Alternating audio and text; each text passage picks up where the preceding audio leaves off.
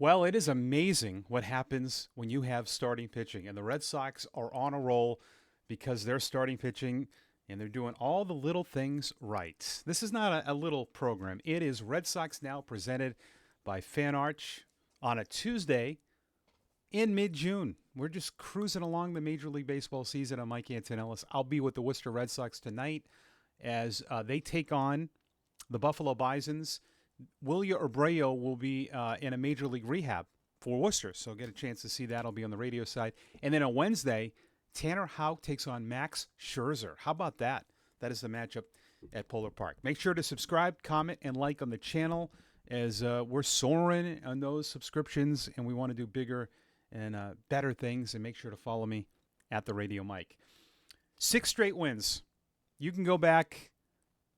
This isn't a I told you so, but I pushed the issue of starting pitching. The Red Sox, that was the one thing that was just so inconsistent, and I just kept beating that dead horse over and over and over and over because they were doing a lot of the little things correctly. Like the bullpen has been pretty consistent. Yeah, the defense and base running was bad, but they were scoring a lot of runs. Now they're not. Isn't it weird? The Red Sox have won 6 straight. They have scored 4 runs or less in each of those games, and they're 6-0. Their previous 2 losses, they scored 6 and 8 runs and lost. What does that show you? You can win scoring less if you pitch. If you hit and hit and hit and don't pitch, no bueno. And the Sox with an unbelievable effort, and the game was solved early. And I'll tell you what, Will Middlebrooks was great on the call of this. Bases were loaded for the Mariners. They had a huge chance with the bases loaded in the third. And J.P. Crawford, you could tell the swings. He had a grand slam the previous night on Sunday, and you could see him swinging, big swing, and Giolito read that and went down and then went up with the fastball. That's where, like, we're so involved in analytics, but this is where the game is played within the game. Giolito sees that, kept going up. That was a huge strikeout. Crawford in that position, nobody out, bases loaded. Man, even if he's hitting a double play, they get a run. But his swing was so big. Crawford, Rodriguez, and Raleigh all struck out swinging with the bases loaded. Their top 3 hitters, they went 0 for 10, and that was it. Giolito got 5. He threw a lot of pitches, but struck out 10, and scattered 1 walk, 3 hits. 6 innings. I was looking at Gilbert's line. Gilbert threw great for being out for so long, but Giolito went 6, 3 hits, a walk, and 10 strikeouts. In that 6 straight wins for the Red Sox.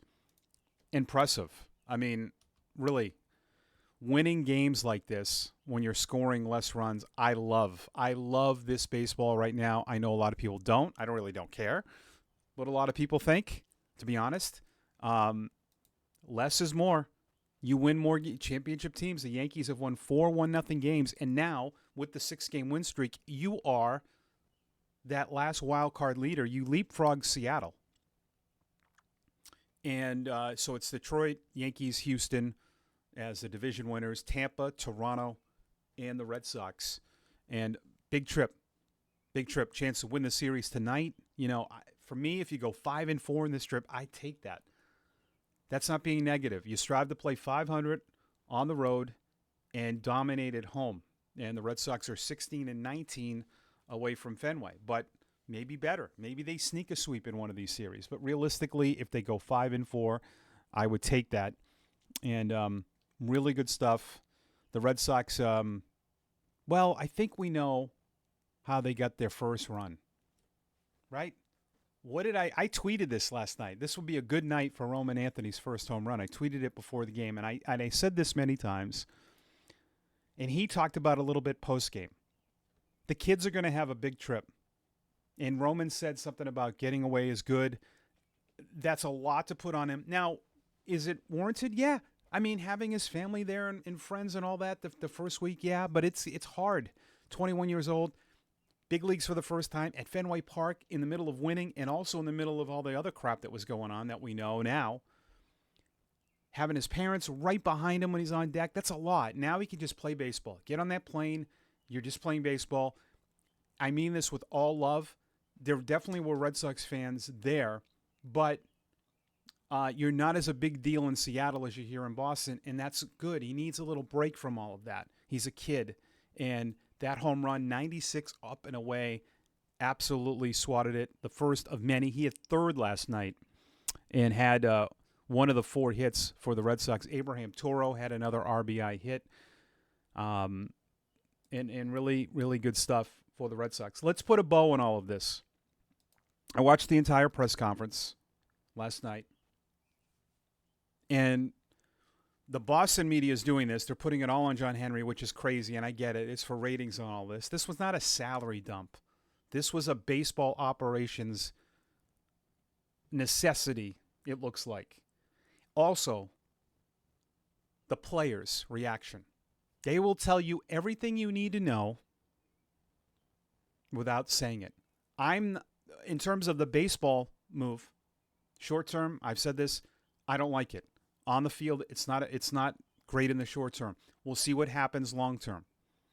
But this obviously gets to the point of so out of control with your superstar, they had to do this. The fact that Cora was on board with this and Breslow, and you can tell from like Crochet's comments, yeah, hey, nobody cares. Like, basically, we got to move on. It's a trade, no big deal. I mean, in Duran, their reactions, their facial expressions, their body language told me all I needed to know. They are 1,000% on board with this.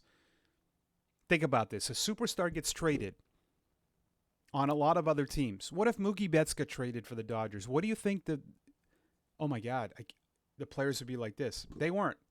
I watched, that's what I wanted to look for. Players were, the comments, Trevor Story was the only one that said how it wasn't great at this moment. Everyone else was pretty on board with this. And I give the Red Sox credit on this. When it gets to the point of being toxic, which obviously was, they didn't want to trade their superstar. That's the other thing. Don't get that out of your head. It's not a John Henry thing. Trust me. And I have some people I talk to too. I've been in the game for 30 years. So there's things I know that I can't say here, that I have to keep. All right? There's no way Sam Kennedy and John Henry want this kind of bet. This is not a great business decision at all. Rafi's good for business. He's a superstar. This is the last thing they wanted to do.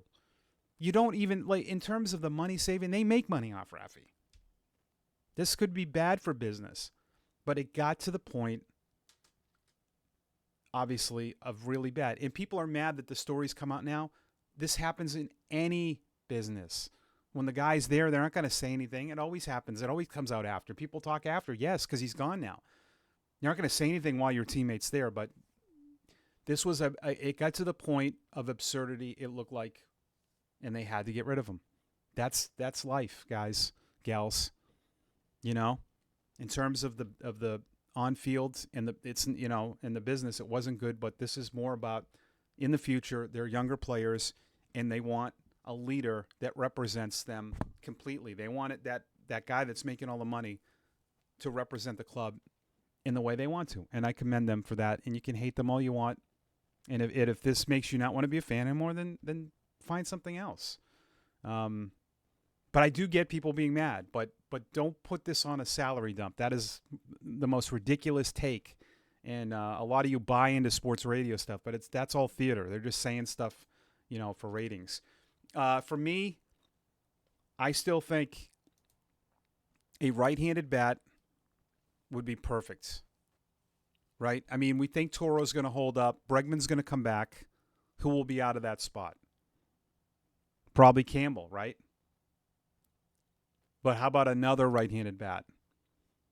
It's all going to be predicated.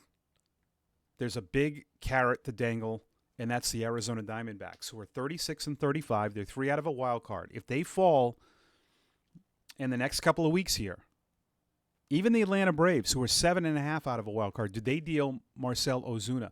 But what about Eugenio Suarez, who's been rumored to go to the Yankees? Would you want him in your lineup? Absolutely. He can play third. He can play first. He can be your DH. Mike Hazen, former Red Sox executive, would he make a deal with the Red Sox? Absolutely, if it's the right move. But that's the team to keep your eye on. If they fall out of it, what happens? It'll be very interesting to see. But that I would love, because the Yankees want him. If they end up taking that money allocated, extend Bregman, brought in Suarez,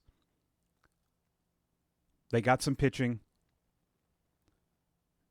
If you added Bregman and Suarez to that lineup right now, because remember, Bregman's not playing with the kids,